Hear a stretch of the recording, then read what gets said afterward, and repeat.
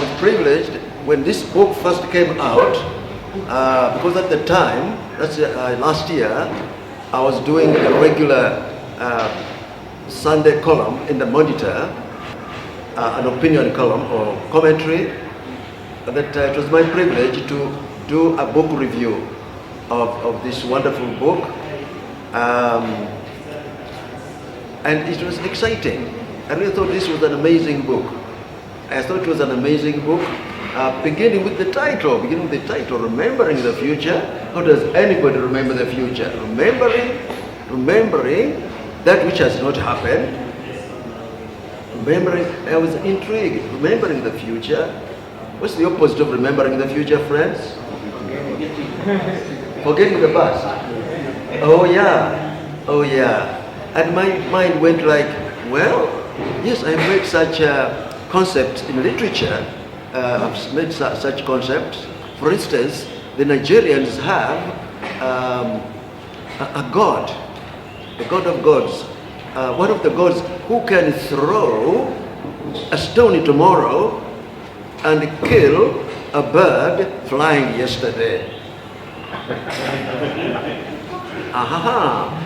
And then in my reading, I also know of the Christian God, the Judeo-Christian God, who can make things of yesterday become lost.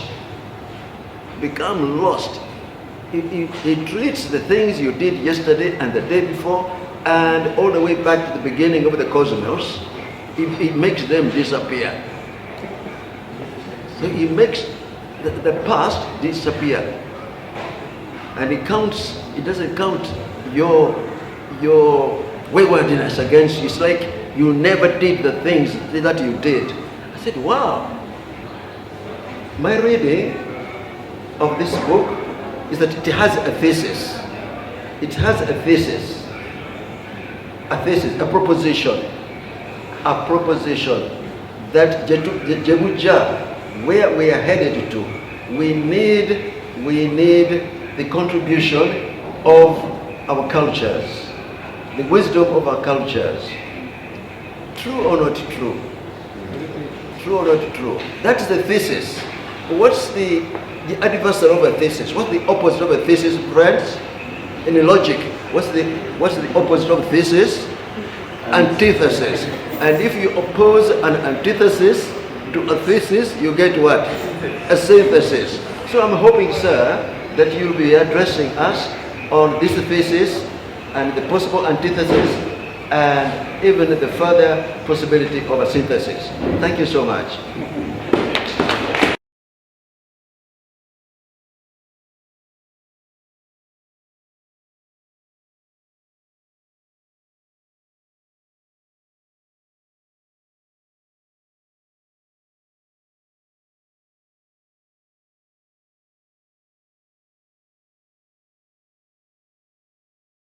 Professor Wangusa has set a tall order. I don't know whether I'll accomplish it.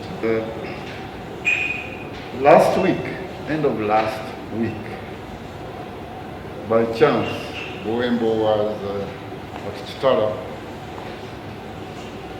and brought that book, your book, and told me that we exchange a book. So I exchanged the book. He gave me that book, but didn't tell me anything about the assignment he was giving me. I've read a few of those essays, and they are quite profound. And I'd like to congratulate the authors of the book. I hope that each of the chapters can be developed into a book. For instance, I've seen there's Dance of Death. Probably you would develop that into a full-fledged book at one time. You have swung to some at the extreme, and I hope you will swing back.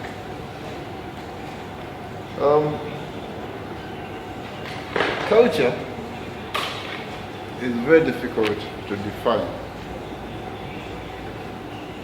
But I define it as what defines the lives of communities. Culture defines us.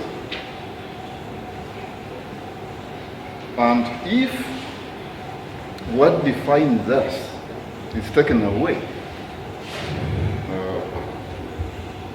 we are in big trouble. We're in trouble today in Uganda because when colonialists came, they told us that whatever we had was either evil or useless. We are left in midstream, and we don't know how to get out of that midstream. And I think yours is a good effort to show us some direction. Colonialism wanted to change our identity and try to change our identity.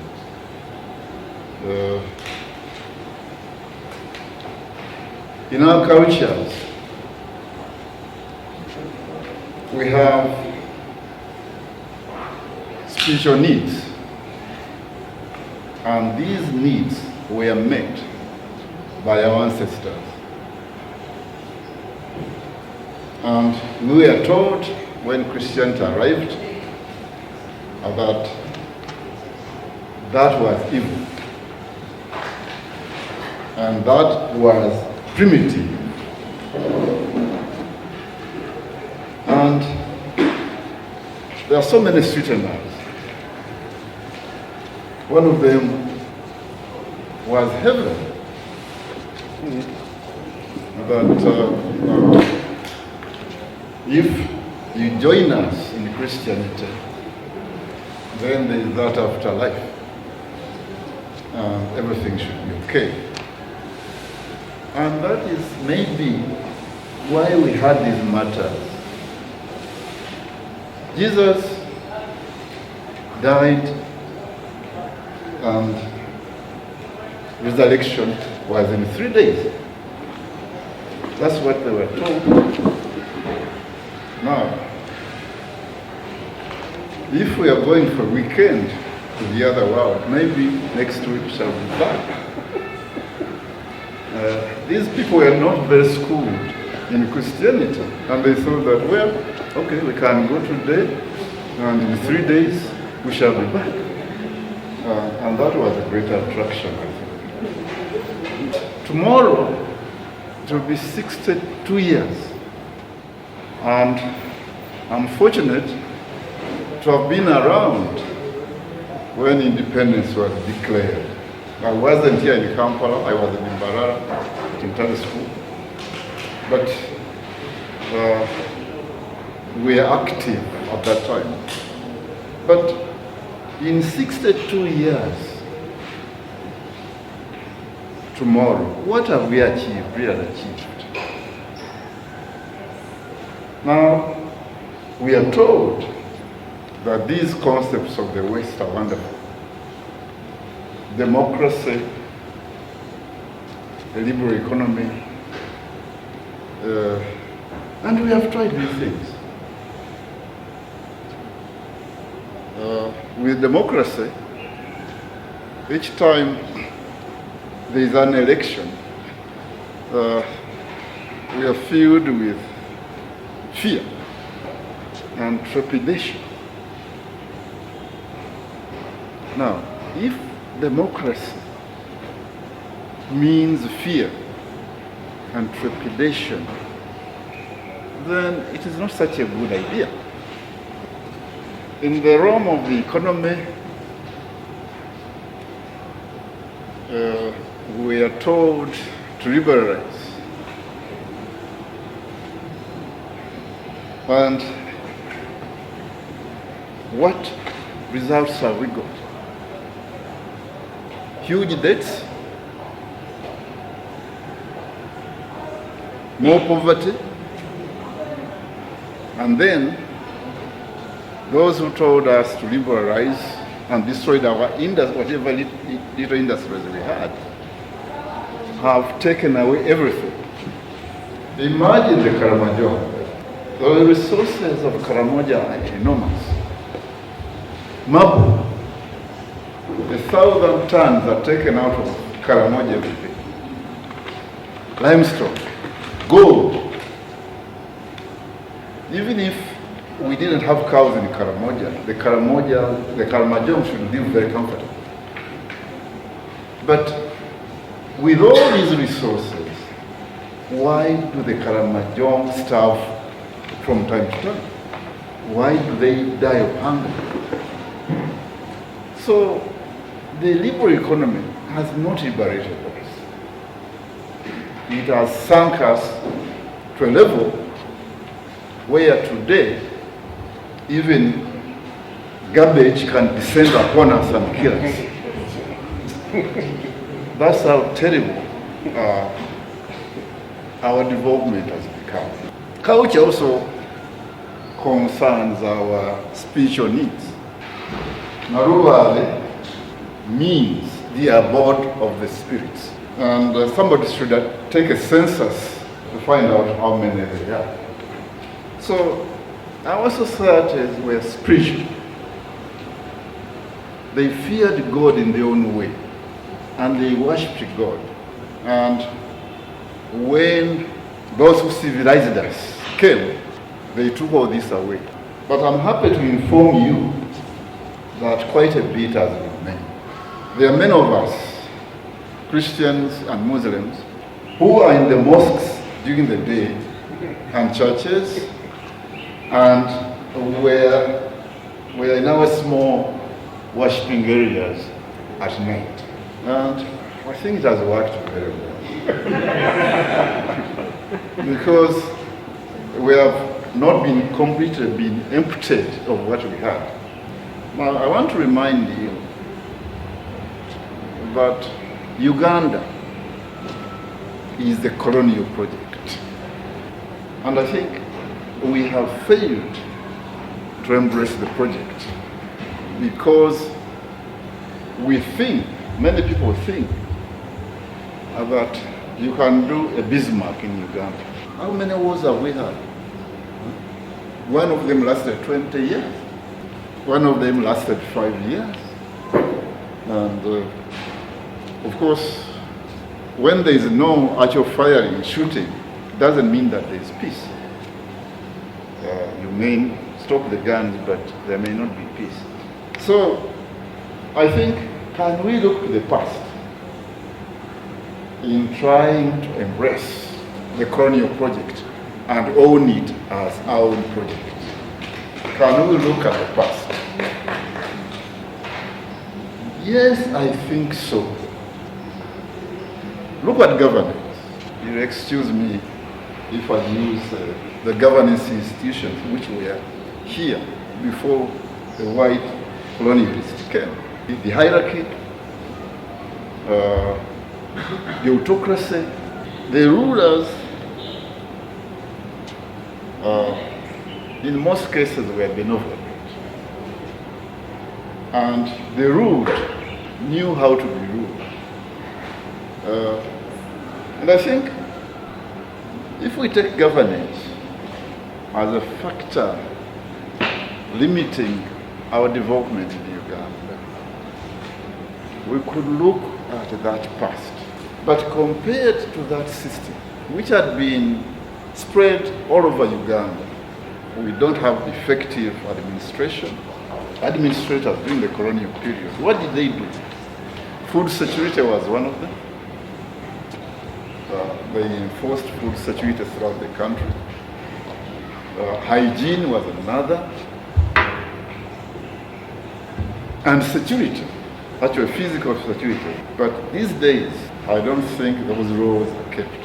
Why has it gotten into us that democracy is the best system of governance? Even some countries are called Democratic Republic of this, Democratic Republic. When there is nothing nearing democracy. So So I think we could look at a cross between Amin, who doesn't kill, and the hierarchical system we had in some parts of Uganda. And maybe that could work. With regard to the economy, can we find something in the past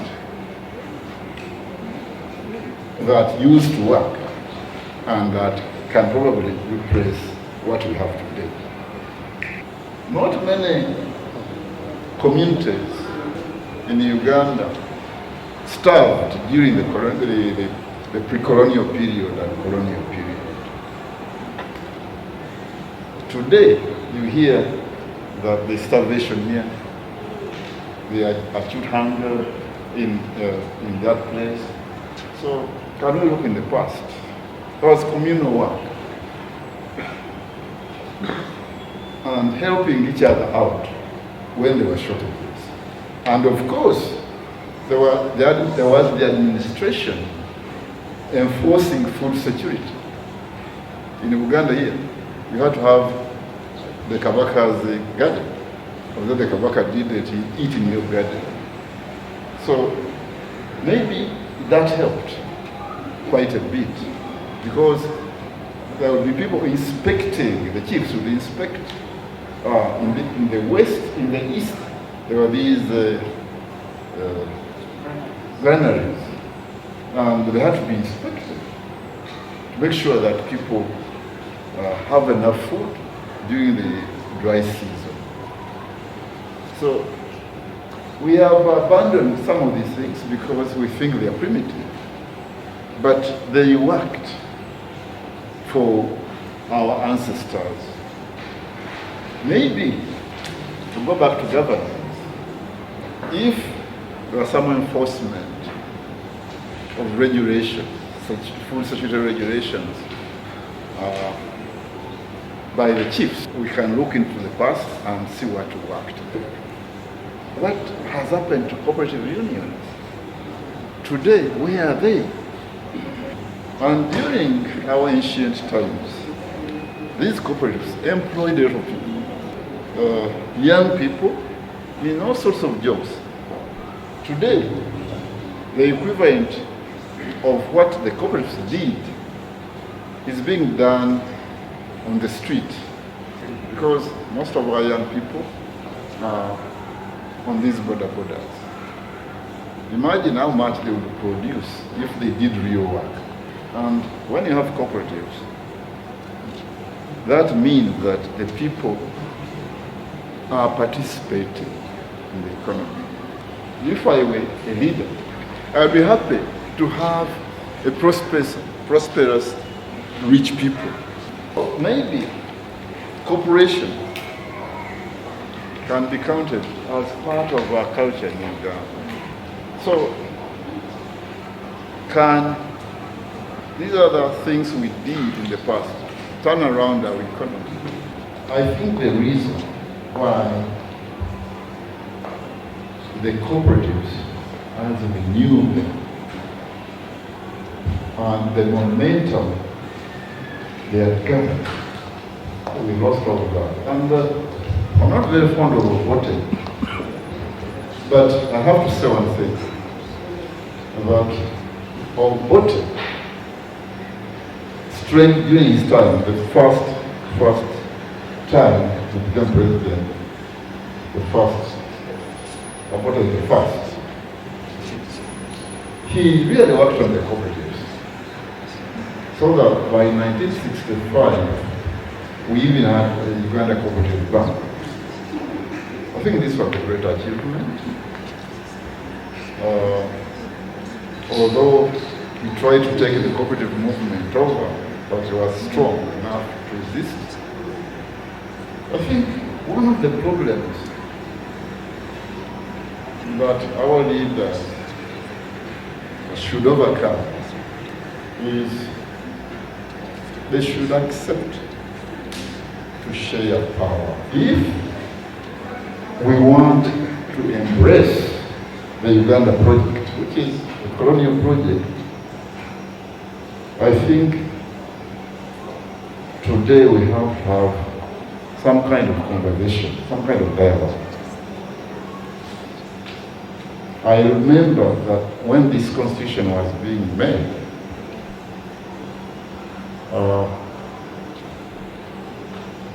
67% of Ugandans had opted for the federal system of government, and 98% in Uganda had opted for the federal government. One of the things that culture endows is identity, because it is very important to know where you belong, to have an identity. And we in Uganda, we have the clans.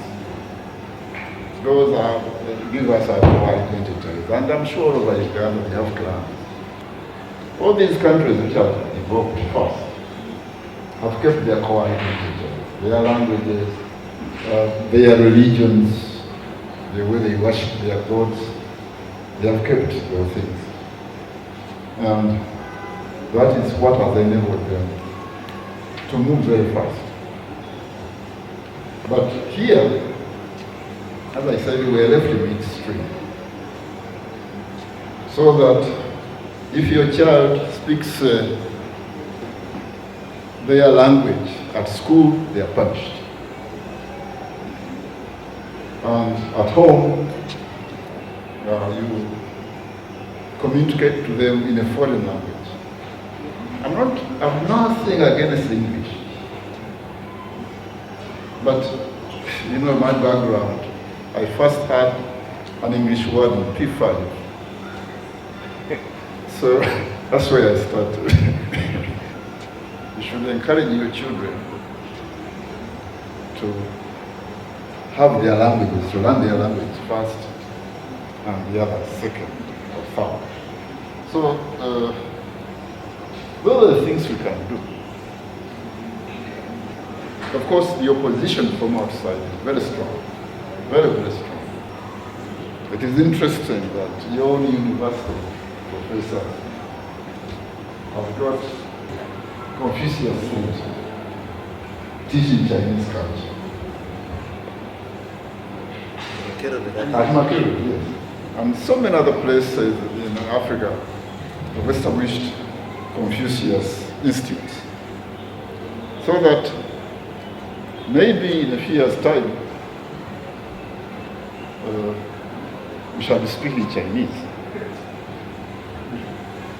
and behaving like the Chinese, because that's where the money is coming from. In England, not much is coming from there. But we are now going to be tasked. If your child doesn't speak Mandarin, you can her or him. So that's what is going to happen to us.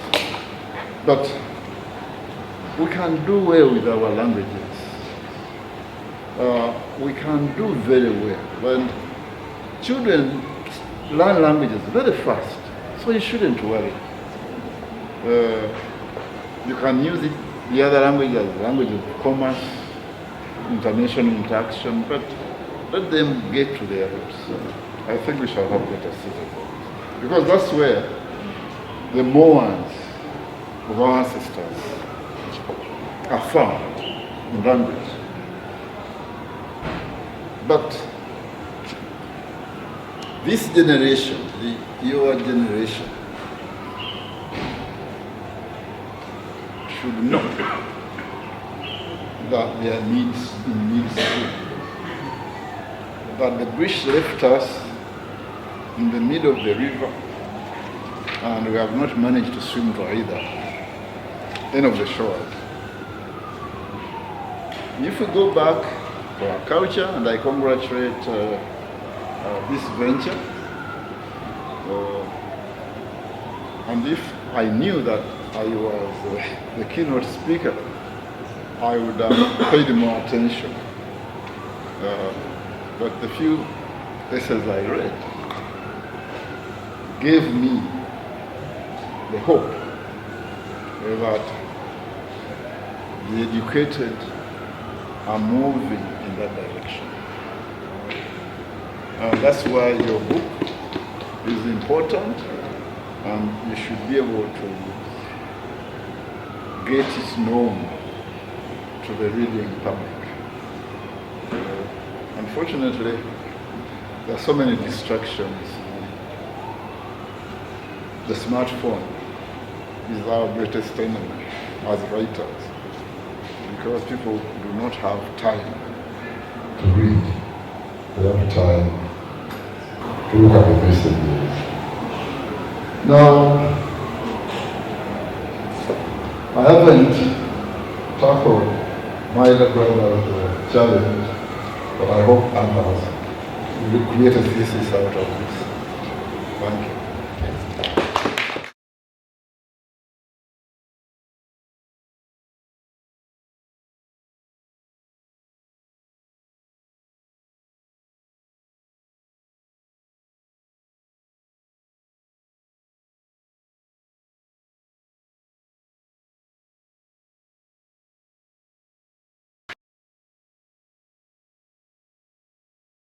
A very good evening to you all, fellow participants.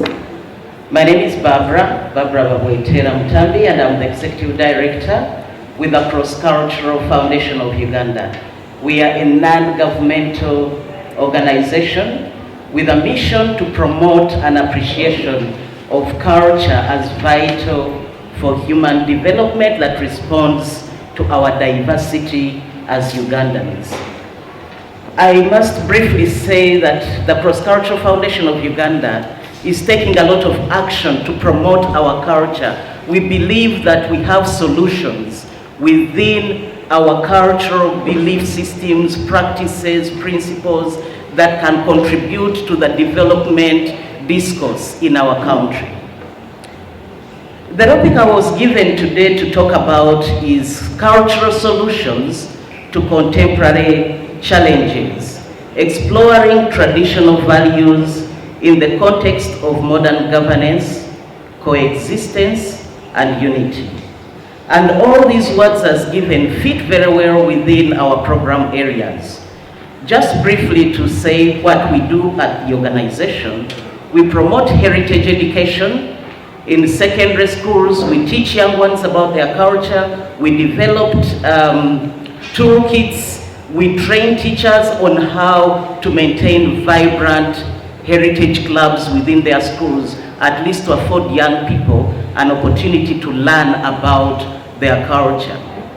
We have also gone ahead with the support from UNESCO to start up the first ever bachelor's degree in cultural heritage studies. And I must say to this year, we shall be receiving our first graduates, of whom one of them is in the house today. Fahad, please stand up. He will be graduating from Chambogo University with the Bachelor of Cultural Heritage Studies degree. There are only 4 students that will be graduating, but baby steps, one at a time, we shall get there. We do museum conservation, we do support museums, community museums to flourish, to express their own community's culture, and to also use them as spaces for learning and cross-learning. We do a lot around demonstrating culture and conservation. Where do we fit? Culture and climate change. What role for indigenous knowledge and practices? We do promote cultural entrepreneurship. How can culture put money or put food at the table? We have a number of cultural artists. I can see the great people that have been working with culture. So I think there is a lot that is already demonstrated about the role of culture. We do promote the rights of women and girls using culture as a resource. Forgive me, the mic is not working, and I think I'm audible enough, maybe. Try that one. Let me try this, thank you. So back to the topic. Today's contemporary challenges, what are they? We all know about them. the two professors have already spoken about them. We have challenges of climate change. We have challenges of mental health. We have challenges of hunger and poverty, wealth distribution. We have challenges of gender inequality. We have technology and urbanization, discrimination and exclusion that leads to wars, civil strifes, political strifes. We have governance, poor governance and corruption. But amidst all this, when you try to digest and analyze, culture has a lot of resources that if we harness them, we can actually tackle and address some of these challenges. When Professor talked about us getting drowned in garbage, where is Lunyiigo? Would we have drowned if we were actually living and practicing our notion of Lunyiigo? That would have been seen long time ago and addressed, and we wouldn't have gotten to that. So what is the solution that we can actually find to address these contemporary challenges? Mine comes in one statement, that our roots, our values, the key is within our hands. It's up to us. Whether we choose to work with culture, the resources are there. What is missing is us taking the deliberate actions to actually deploy these resources and work with them. We all know what traditional values are. Their beliefs, their morals, their principles, etc., that we can harness. And I just want to pick upon only two things that I will speak about. The first one actually addresses almost everything, and that is our greatest principle, the African principle. It's not only Ugandan, but it is African, of humanness. Ubuntu, Ubuntu bulamu, Ubuntu, wherever you go, kit matir, mention whichever language, that principle is there. But what does this principle mean? If one asked you to explain what Ubuntu bulamu or Ubuntu is, it has a lot that is embedded. What we lack, as they usually say with Ugandans, is the implementation, the operationalization of what our theories, our principles, our laws are to make ourselves better. That principle basically summarizes it by saying, I am because you are, and you are because we are. It puts community above self. And if we all cared about each other, we wouldn't be having these governance challenges. You will not be corrupt when you know that tomorrow it is your neighbor's child that is going to go without food. You will not steal mabati knowing that the other person who is sleeping under the trees without shelter is actually your brother. We are one.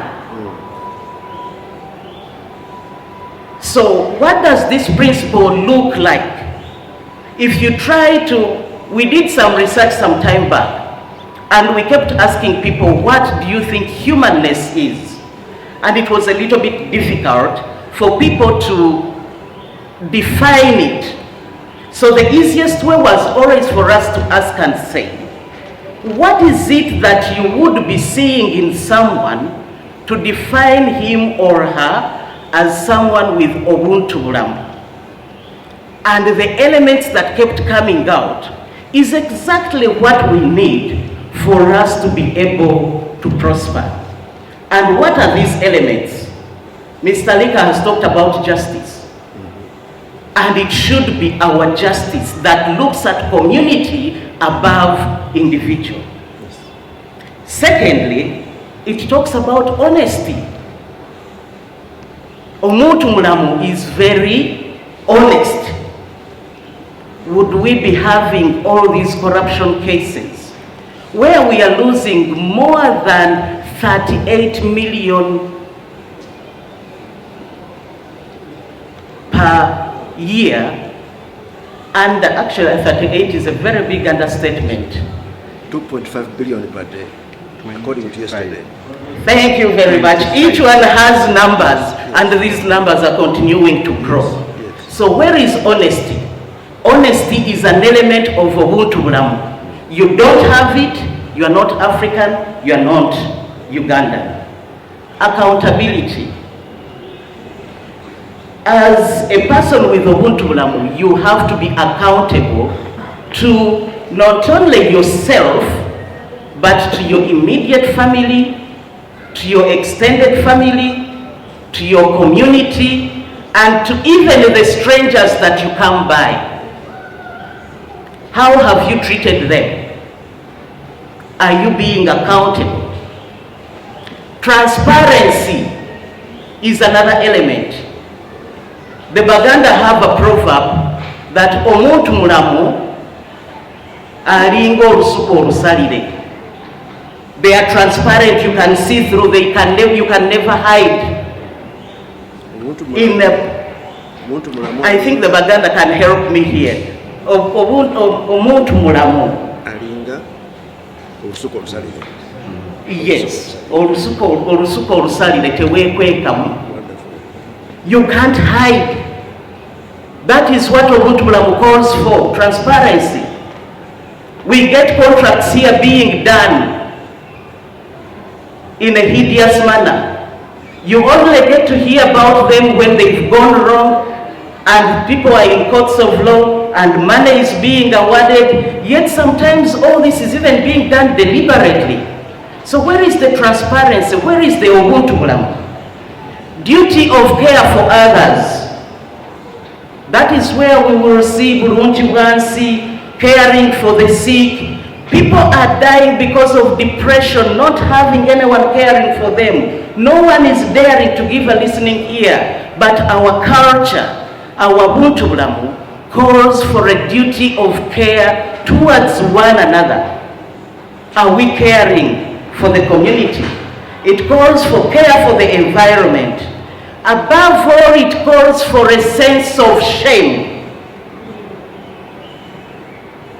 A sense of shame. Kabwensonyi.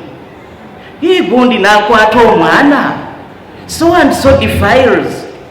Where is your sense of shame? And this was always instilled within us. You learn knowing that I must have a sense of shame. And that helps you to distinguish good from wrong. And you desist from doing wrong because you are afraid to be ashamed. Civility, integrity, sense of responsibility, I cannot mention enough. But all these are grounded in our roots. They are our principles. They are our values.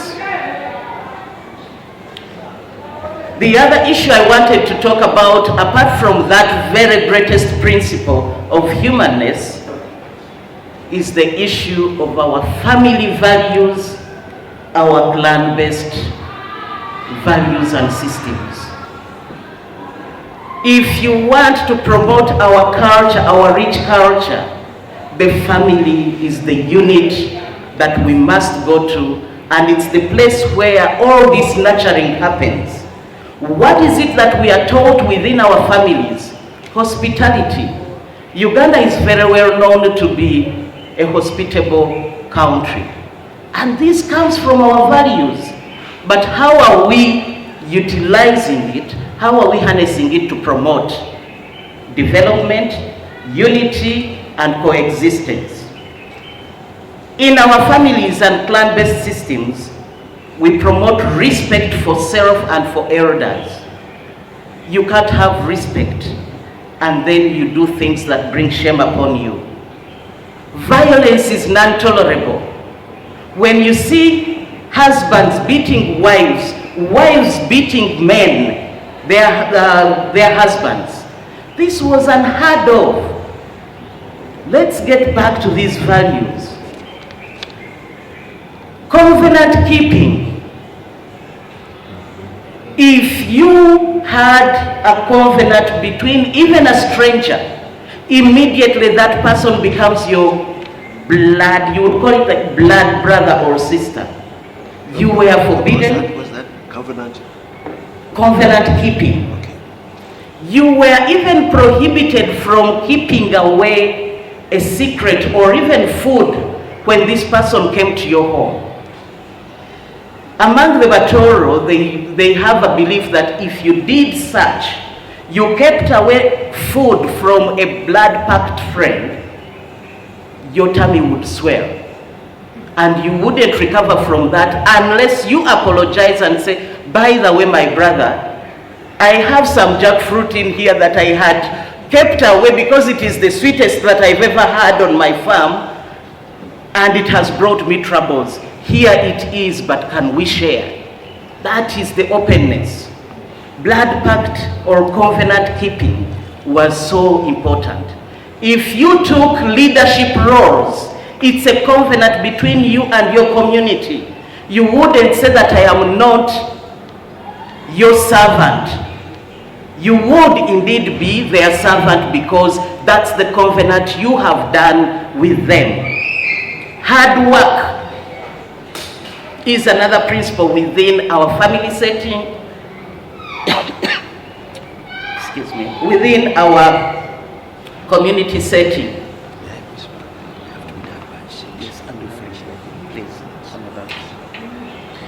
And one other thing that I usually like from our cultures, different ethnicities played different roles that brought people together. I'll give an example of the Renzori, where we have the Bakonzo, we have the Basongora, we have the Bagabu. The Bakonzo are mountain people, and they do circumcise, but it's never a Mukonzo that circumcises a fellow Mukonzo. It's the Bamba that circumcise, and therefore you can't afford to annoy them, lest the knife will catch you the wrong way. So in a way it keeps you together. The Basongora were cattle keepers. You want milk? Then treat them well. The Bagabu fish, they are fishmongers. You want the fish? We have the best skills. We give you the fish, you give us the milk, and we live together. So these are very important. But finally, I wanted us to reflect a little bit of if we have all these resources amidst us, then what is the problem? Why are we not there? There are a few things I'm going to talk about, but because of time, I'm not going to elaborate. And I hope all of us we will be able to reflect upon them. One, leadership. And at all levels. Are you doing your role at the family level, in your community, and in the country? Two, lack of transmission of our culture. Why is it being so? Look at our education system. Kids are at the school by 6 a.m. They are back in the house at 7:30. They come with homework. By the time they are done, they are too tired and must go to bed. Learning by the fireside is gone. Learning what I would probably call the bread time stories at the Rujuliro, to eat as you are educating, is no more. Dad or mom comes from the bank tired, they've bought some pizza along the way, they reach home, the babies are already in bed, she also doesn't want to eat, off they go. And that's the same thing day in, day out. Our education system has contributed a lot to denying us the opportunity to transmit and that is why we are struggling to make sure that if we are to achieve, reintroduce cultural heritage studies and cultural heritage in all our schools. And there is no transmission without language. Therefore, all this gets catered for. The influence of Western religion. If you ever met someone from the Bisaka team, sorry to mention directly, and as a Munyoro, I am always proud to ask Empako Yao, what's your pet name? So that I can respectfully greet you. Do that to someone from Bisaka's church, they will say, oh, hallelujah, I'm born again. I don't use that. I belong to the clan of Jesus Christ. So you will never, yes, that's what it is. Try it out. Religion is bedeviling our culture, and we need to rethink. Lastly, technology. Professor talked about it.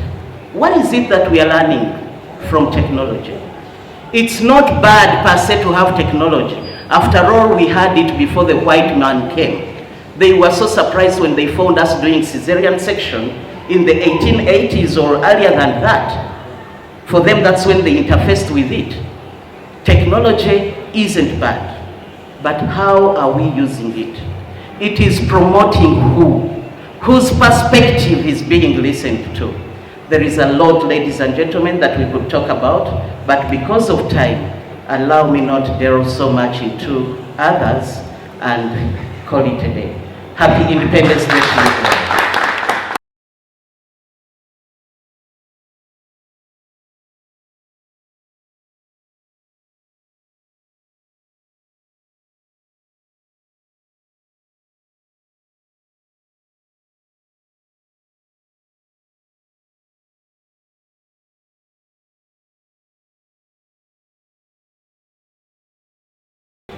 My name is Buwembo.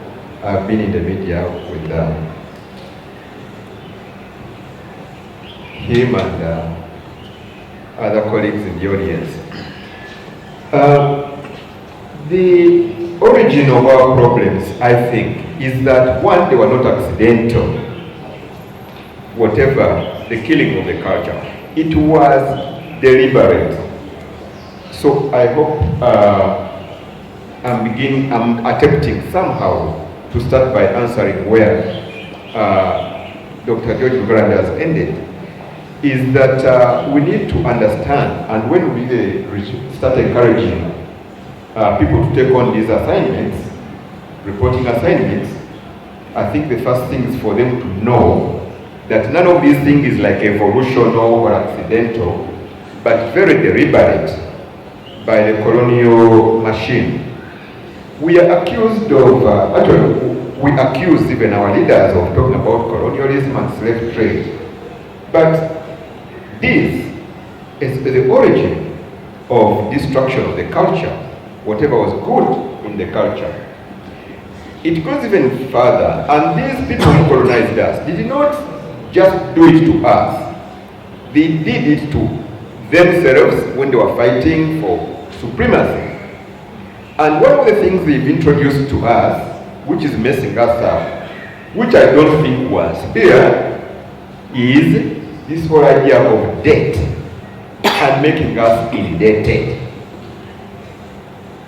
When the Americans fought and got their independence, their second president famously said that the surest way to conquer and enslave a nation is either by sword or by debt.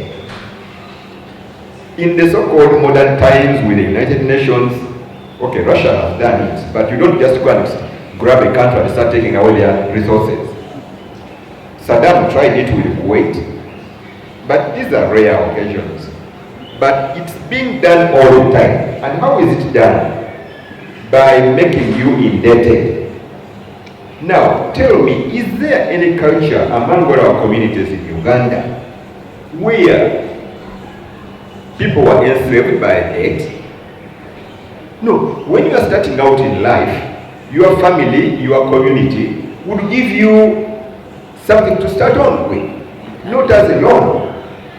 And then, in this central region, and I'm sure elsewhere, you would go out and say, Miam, I want to settle for my own, I've left my parents' home. You go and settle on another village, and they allocate you land. And they give you food for 3 months, so that after 3 months, we believe whatever you planted is mature. Now you can feed yourself. Go out, cut the trees, make bricks. I don't know whether they use bricks or make mud. Build your house. Step. Nobody needed to borrow. Whether as an individual from a bank or as a nation now. So debt is the surest way to enslave and conquer someone, and it was not our cultural way of starting off.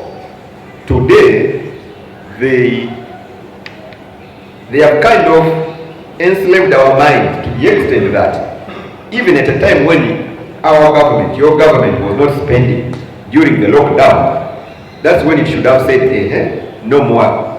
But that's the time when they told you, hey, because of the effects of COVID, you must borrow. Add $2 billion to your debt stock. There is a bottomless pit called budget support, which they push on you, and they know very well it's going to be stolen. And they themselves talk to managers and engineers, engineering managers. They will tell you that wherever there is a project here for which they tell you it's worth $100, and that you must put down $30 million, know that $30 million is all that you needed. The 70 which they say they have lent you is to enslave you.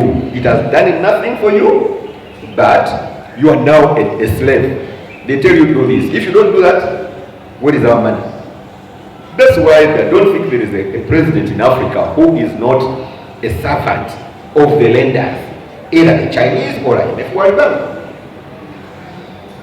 Let's move quickly. 2, managerial incompetence.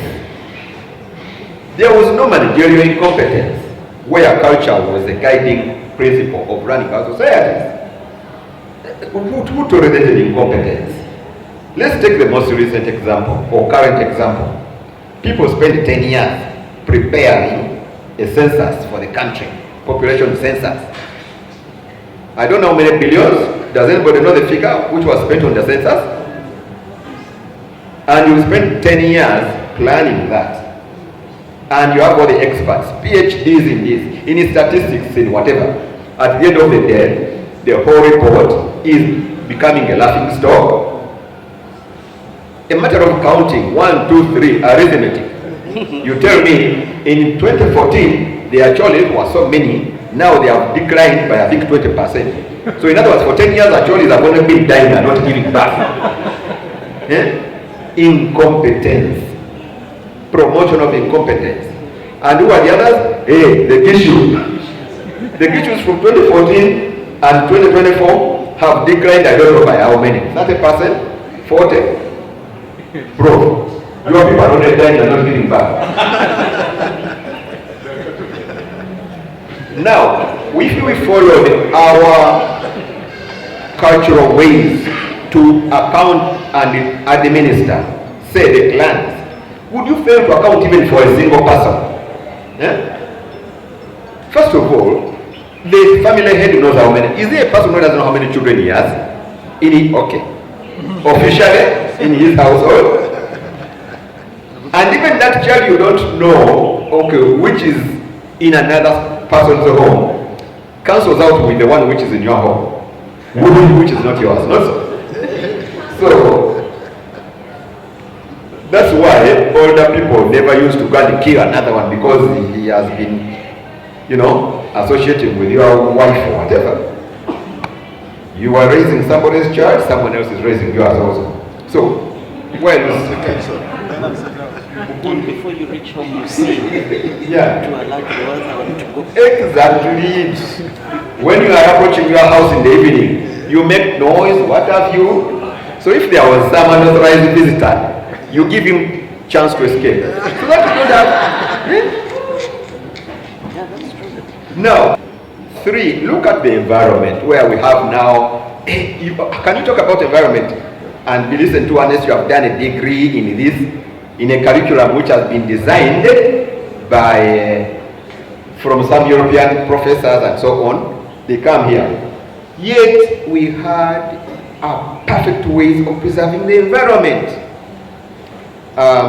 Okay, that is the chapter which I dwelt on in that book.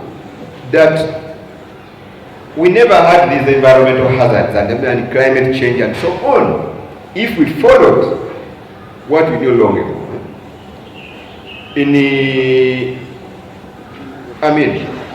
Why were we not cutting trees recklessly like they're cutting here? Because all people knew this. Okay, they told us you are very primitive. You say that in that forest there are spirits. Yeah, but that's how we managed to. Those are so-called carbon sinks. Those of you, everybody knows a bit of climate change. The carbon sinks, the vegetation which takes in the emissions. We preserve, our cultures preserved the vegetation. So there was no global warming. Now, because of reckless exploitation of the environment, because of abandoning our cultural ways, now people are talking of the wetlands. You are building in the wetland. Oh, you are causing this. But in the central region, it's the one I know of a bit more. The largest clan here, the Mamba clan, was always breeding and growing up. I mean the lungfish in the wetlands. So, and it's the largest clan in this area. So you are not supposed to eat it. So you are not going to go start looking for your food from that wetland. And everybody is related to someone who is of a Mamba clan. So you can't come to my home and just say, oh, we can't cook this. Oh, this one they cooked with this, so you break that dish where the lungfish was cooked. How many dishes will you be breaking? So there was no wetland destruction. Today it is now season. Whenever I think once every year, there is a disruption of that bridge at Katonga. As you drive on Masakar Highway. It just has to cave in because of the abuse of that wetland. You are even now scooping sand out of it. And we know there has to be a diversion now. I think people go through Gomba if they are going to Mbarara at certain time, many times. Because there were perfect ways of preserving wetland. We are now abusing it, and everything is being messed up, even the infrastructure. To speed up justice and crime.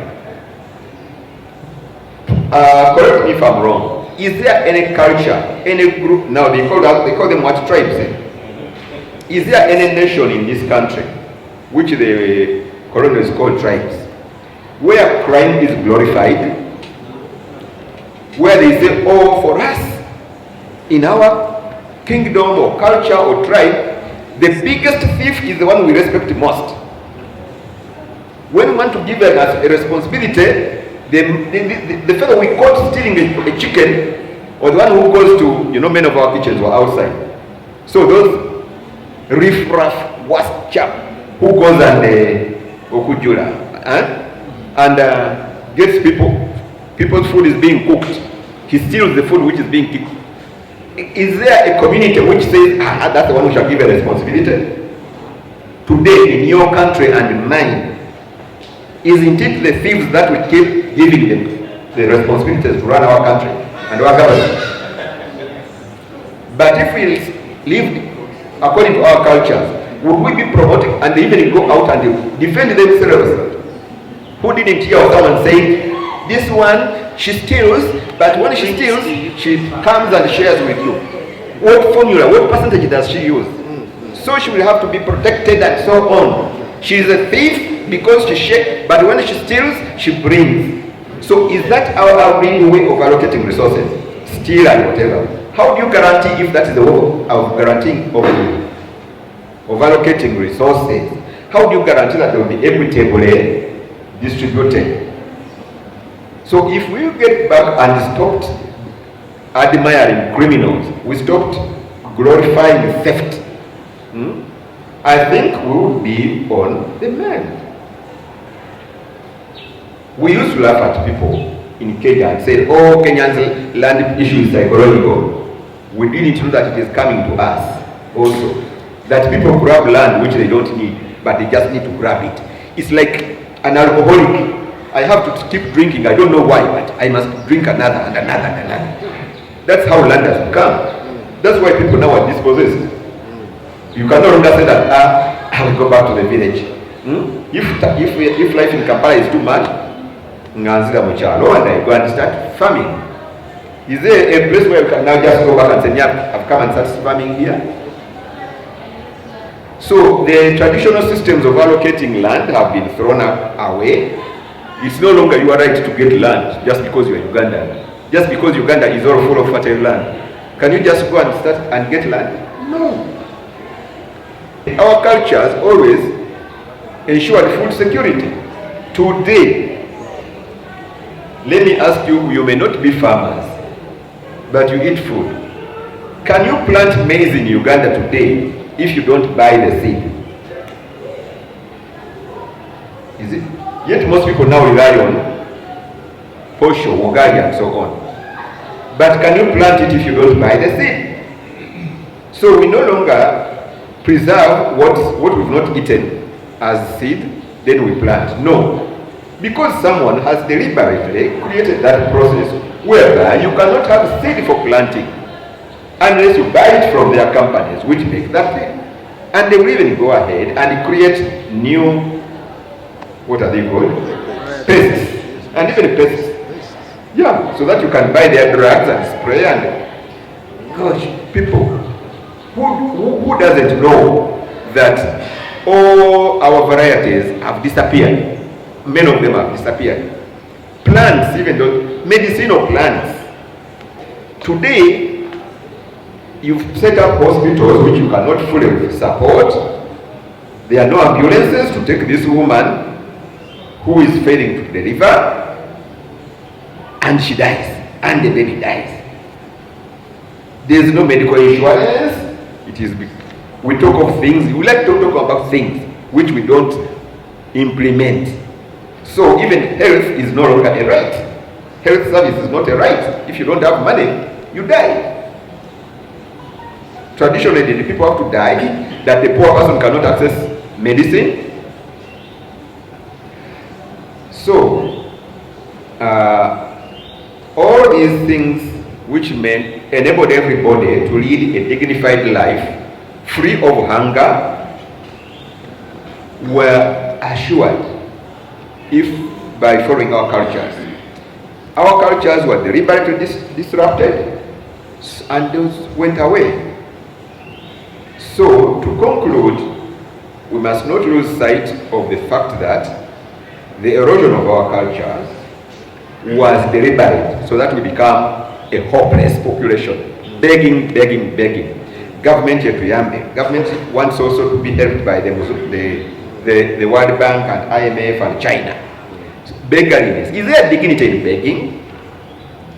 Do you feel I'm so proud? Me, I can beg so much and they give me? So they've destroyed our core. It can only be recovered by revisiting our cultures. I thank you very much.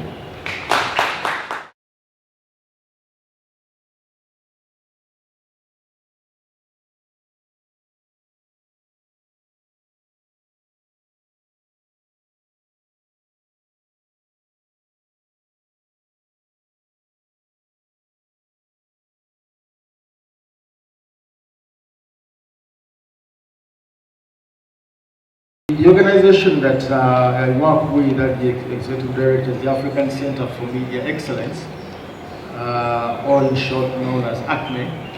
And one of the things that we do that is very much at the core of our work is to facilitate knowledge among journalists and media practitioners. And we come from the perspective that journalists really need to have a command of the subject matter that they cover. And so a lot of our programs, the training or professional development, is really very much about moderating the transfer of knowledge from the experts in whatever field, and creating space, opportunities, and time for journalists to interact so that they can really, pick up that knowledge and be able to turn them into the stories, into the content, in whatever subject that they cover. So it's really very much about, we talk about this notion of knowledge-driven journalism, the idea that journalists really need to invest in understanding the issues that they cover, and especially working journalists, because on a day-to-day basis, the average journalist is going to encounter through the assignments that they are given, a whole range of things in public affairs, and so what we do is again to prepare them to be able to engage with those particular subjects. And so one of the things a couple of years ago, because we hosted the Uganda National Journalism Awards under many different categories, and we introduced a category on art and culture. I think about 5 years ago, and we ran. And so the way it works is that we call for entries. So for journalists over the year, in whatever subject field you've been reporting on, you enter into this competition, your best work. And so we discovered, but what surprised us is that we really struggled to get, entries in this particular category of art and culture.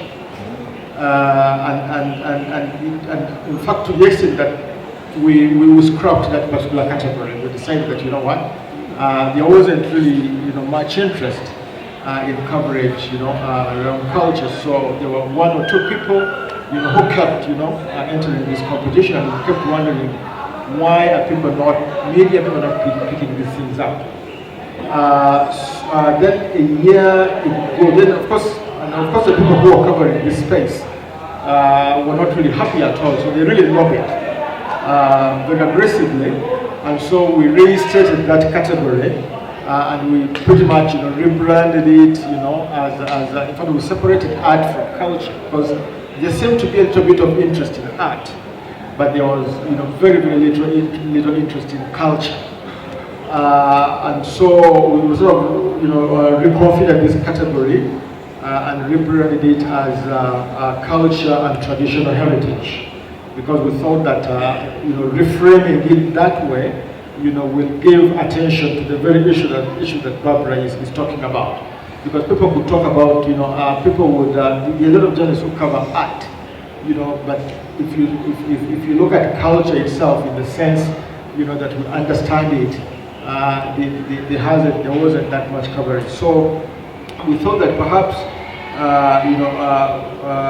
reframing that whole, area as art and traditional heritage would then be able to focus people's attention on the fundamental issue, which is really about heritage. I think if you're talking about culture in this context, I think we're talking about culture as it applies to our heritage, because we can also talk about popular culture. But I think when we talk about popular culture, we're talking about something that is completely different. But I think the issues that are addressed in the book, Remembering the Future, the things that Professor Lunyiigo also talked about, are really things to do with our culture heritage. And so what we really hope to see for us, for my organization, as an organization that works in media support and media development, is to really get journalists and media practitioners to use their craft, to use the skills that they have, to use the technology that they have access to now, to really tell stories, about our cultural heritage, but also not only to tell those stories, but also to understand, how culture norms, permeate our day-to-day lives. And so, and I have said also that in other areas where communication is also critical, because I've also worked in areas, of social behavior change, and we see there as well that there is today an increasing emphasis on norms. And not too long ago, I was in a discussion with, people who are talking about, anti-corruption work. And now there is a lot of interest. Again, if you are looking at why has corruption persisted and gotten even worse, with such, a high level of impunity. The other day there was when the president exercised, his prerogative of mercy, and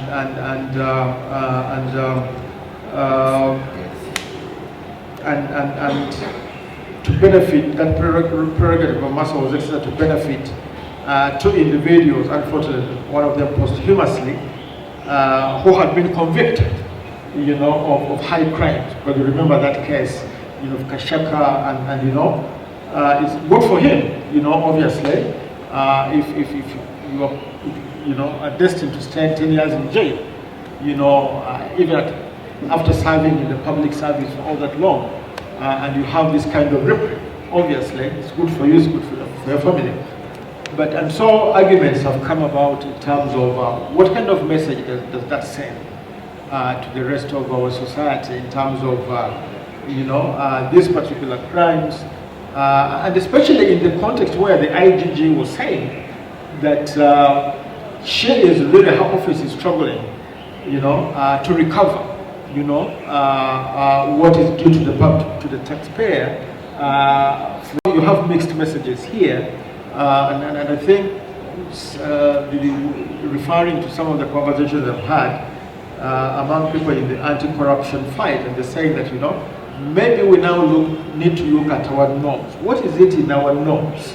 And most importantly, what is it in our culture norms? That is,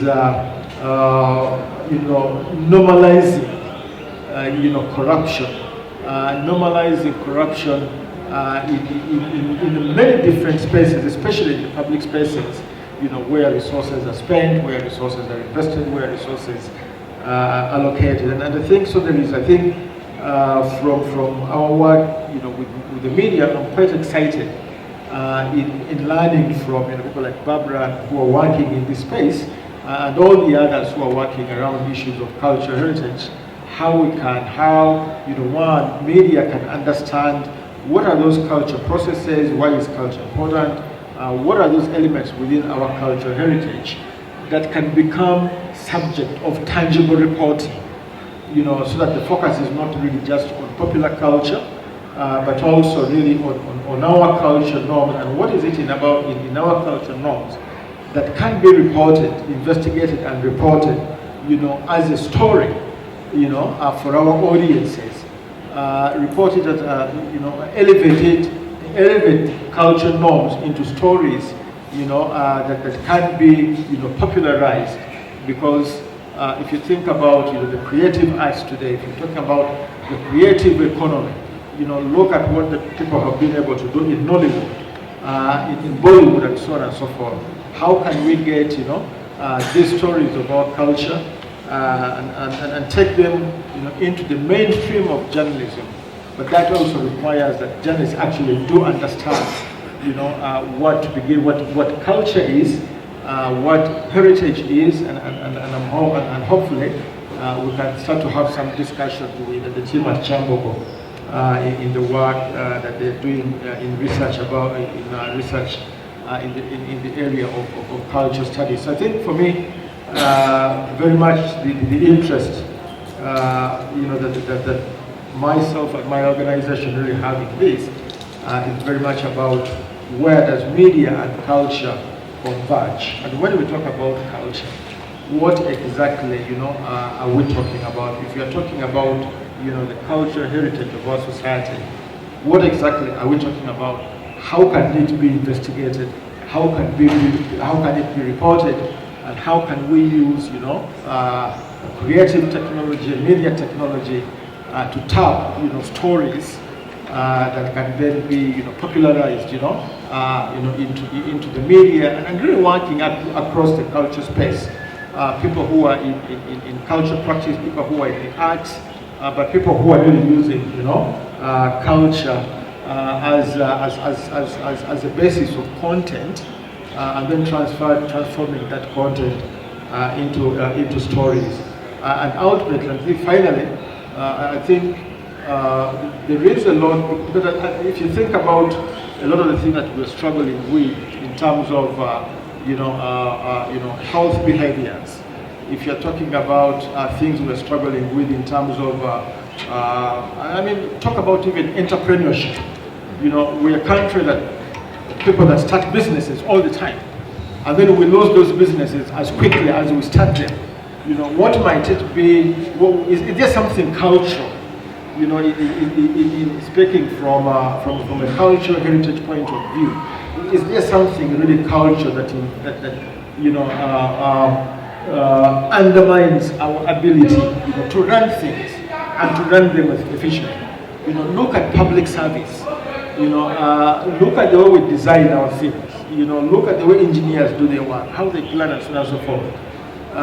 Is there something, and I think these are some of the things that I would be very interested in finding a way that we can have a conversation among media practitioners, among journalists, to really understand what is it there, what is positive in our culture, in our cultural heritage that can actually inform the way we undertake our professional practices in whatever profession that we work in. So I would like to leave it at that point and allow at least some time for the audience. Thank you, Prof.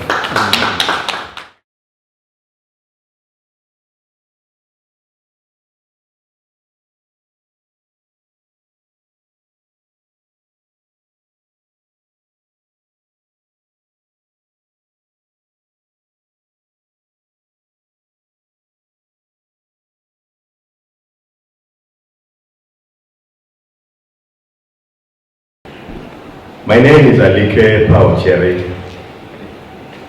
I'm profoundly honored to listen to discussions today that justifies why I left my David Martin name and found comfort in defining myself as Pauchere. I am an Acholi, and this is how I begin.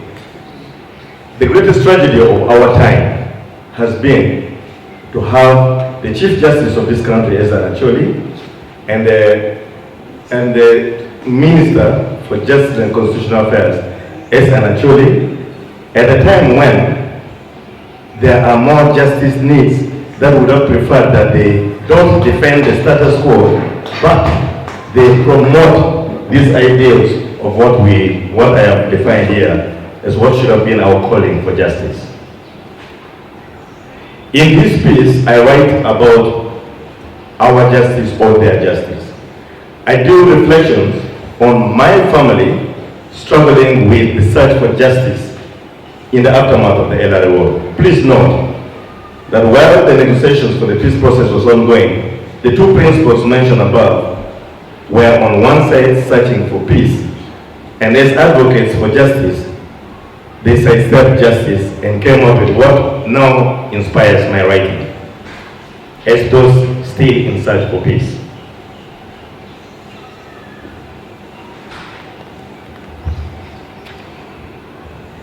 It is hard to imagine approaches to justice that could be more different than the Acholi system and the Western-based one embodied by the International Criminal Court.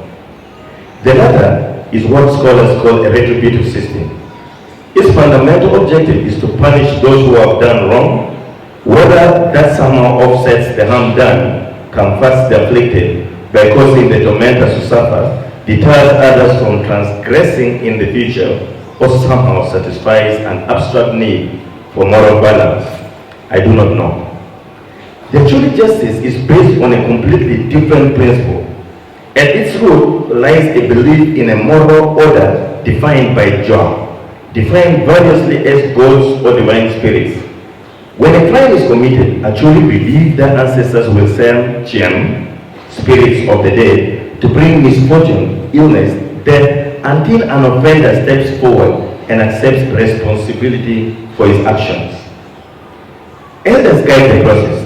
They help learn the facts, encourage dialogue among those involved until wrongdoers confess and offers compensation to those who have been wronged. This sets the stage for forgiveness, reconciliation, healing, and healing. Scholars describe this as a restorative justice system. I am going to share with you much more about the retributive justice system because that is what this generation and you and I are more comfortable with. But I want to share with you a little bit about a conversation I had as a graduate student in University of San Diego, trying to impress a white class on what my understanding of restorative justice system is and why I wrote my thesis on it. I also tried to explain what I put to fellow students during the graduate course I took at the University of San Diego, California. I presented my best arguments, but not a single graduate student agreed with me. The students, especially those from Europe and America, could not conceive of a system of justice in anything but retributive terms. Maybe outsiders found the chosen emphasis on voluntary confessions unworkable. Maybe societies built on individualism could not accept the notion of collective responsibility. Maybe the whole concept of putting reconciliation ahead of fault finding and punishment was just too foreign. Ladies and gentlemen, I just want to juxtapose the think between retributive justice system and restorative justice system. Recently, Paul Yellow was sentenced in Gulu. Less than 100 people were in court. And we're talking about millions of people impacted by the war. It never could capture the attention of Ugandans in the media for even 2 days. Don't even talk about Dominic Ongwen and the ICC. I have shared with the Rotary Club of Upper Kololo that the greatest celebrity of my generation will be Dominic Ongwen when he returns home. The setting from which I come is, if you bought a plane, you are celebrated as a successful person. Unsuccessful people don't board planes. Dominic Ongwen now puts on a suit and looks smarter than I with an American trained Ugandan, homebred. Dominic Ongwen has the luxury of having his wife and can continue to see her children in that which they call jail sentence, and is getting so much foreign learning that a hustling mother in the streets or in the market will never get the privilege of having that kind of education. What kind of justice are they selling to us? And so in this piece, I try to share, to ask us to rethink on how we need to revisit the past to redefine what justice means to us. I am sure if I go to Western Uganda, there must be something the Banyankole understand as justice. I'm sure in Buganda here, there must be something that a Muganda instantly connects with called justice. To us, it is Matopur. If a Muganda and a Munyankole and someone from Tororo came together and say, what is it that we can have in common as a hybrid justice system, so that this is what we Ugandans call as our justice, it would certainly be very far and different from what Europe and America has defined for us. This is when we shall understand justice. So my piece, the details of which you'll read, my piece is to advocate that we look back before we look forward. If we cannot define justice, we can never feel justice. And to say this, every time I read my piece, I share a story. The 3rd of October, 1996, a good friend of mine, a childhood friend of mine called Monica, was abducted by the LRA. It's more than 30 years. To this day, her mother still brings her clothes outside to dry and take it back to the house. She still hopes that she'll return from captivity. There's no evidence that her child has died, apart from stories, incomplete narratives of survivors. And for you to survive, you must avoid the circumstances she found herself in. So to this day, she still believes, like any other mother, she's not lost hope that her daughter will one day return. Those justice advocates today, all that we're doing for just today, never puts into consideration a matter of that nature to say, what kind of justice will make you feel at home? I am sure if you put her in a court house, this illiterate mother will, other than looking at the dressing of the judge and everything, will never come back feeling satisfied on the sense of justice. I am convicted to believe that if we went through our cultural processes, something she understands in the dialect she understands, in a manner that you and I can understand the context of the LRA war, it will make us feel more Ugandan, and we can be identified by each other as Ugandan by what we choose to define as justice. Thank you so much.